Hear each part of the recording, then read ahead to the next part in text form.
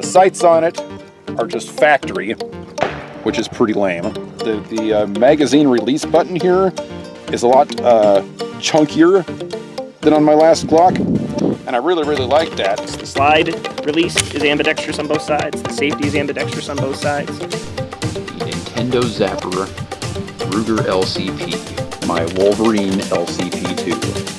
This is a variant of the gun that John Wick used in John Wick 1. He used a P30L, so it's a little bit longer. But you can see the 38 Special along the top, and it looks like it did almost as much damage as the 38 Special, even though the bullet's only about half the size.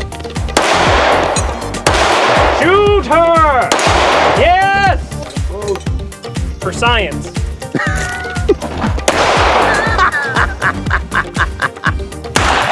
Oh!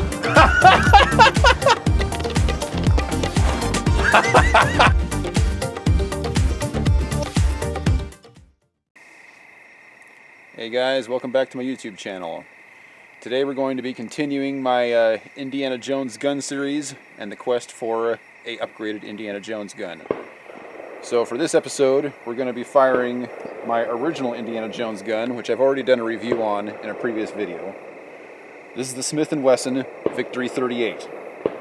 It fires Smith & Wesson 38 rounds. Not 38 Special, but regular 38. And as I covered in the last video, this thing has a super duper heavy double action trigger pull on it. So that, combined with the fact that it's $1 a round, has led me to search for a new gun.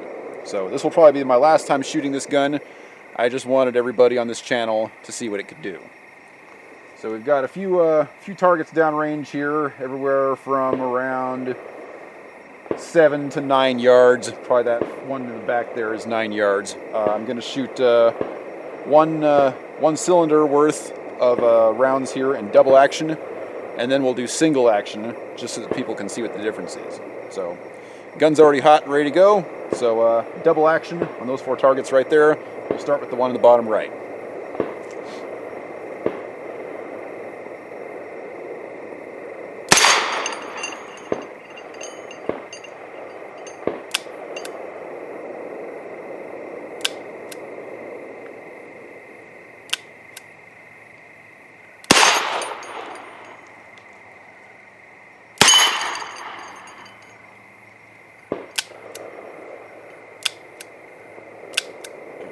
Looks like I had a couple of bad rounds in there, so we only got the 3 shots off. So I'm using these 38 rounds here that I got from a fellow at a surplus store.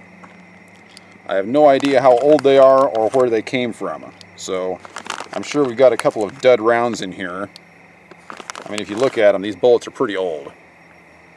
So we'll go ahead and fill up another cylinder here. As I mentioned in my previous video, if you buy these new from a gun shop, they're about $1 a round. I got this whole bag for about $40. So I'm expecting a couple of bad rounds, but we'll try that again. Double action on these 4 targets. I'm going to start with the one in the very back, because that's the one I haven't hit yet.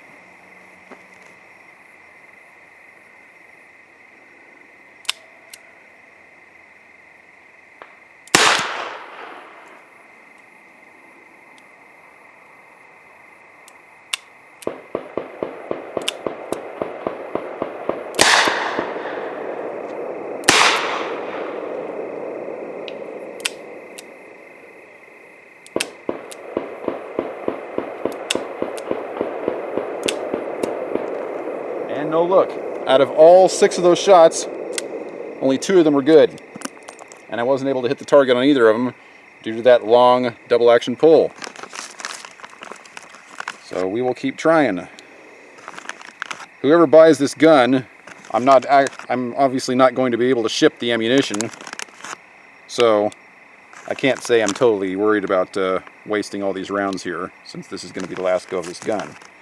But, you know, based on what we've got so far, I'm sure the average viewer can see why it needs to be sold.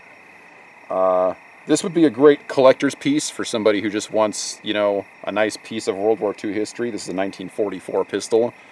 But for somebody who actually wants to go out onto the range, not the gun for you. Alright, we're going to try again. Back target in the center.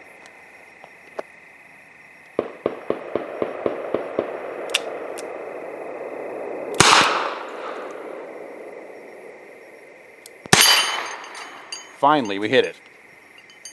Go back to the bottom right.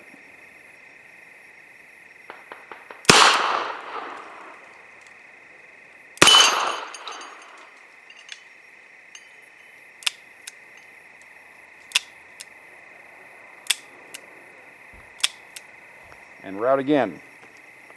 All dud rounds. But I think I fired it enough in double action at this point that everybody kind of gets where we're going with this. So hopefully we can actually get some legitimate rounds here. And I'm going to try and hit all those targets again in single action mode. As I covered in my last video, the single action on this gun is very sweet. So, assuming that we've actually got some legitimate rounds in this gun, I don't think I'm going to have any trouble hitting these targets. Here we go, single action mode. Gun's hot.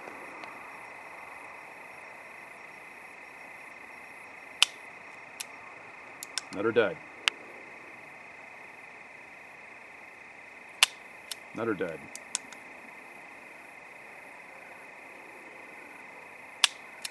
And another.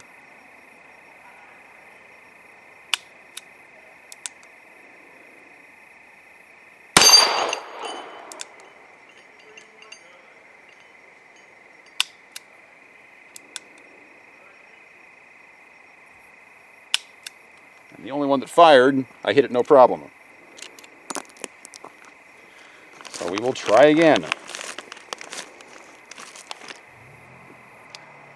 Even though I got this whole bag for $45, it's beginning to look like just paying the regular dollar a round might have actually been the better buy. So far, more than half of them are bad.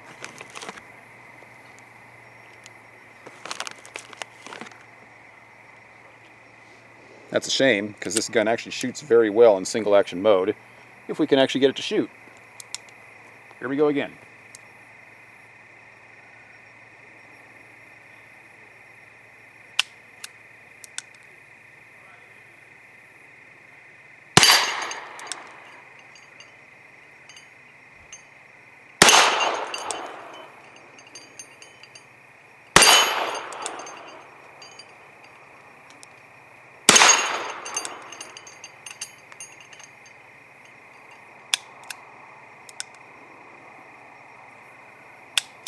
Well, we finally got 4 decent shots out of this frickin' thing, and I went 4 for 4, as I expected. So, I think that pretty much sums up why I'm getting rid of this gun. The rounds are bad. If you want good rounds, they're really expensive. The double action pull on this gun is absolutely terrible. However, single action is really sweet. But again, anybody who's thinking about buying this, I would be getting it as something to put on your mantelpiece. Period. End of story. Anyway, that is my review of this gun. Take care, guys, and I will see you in the next episode.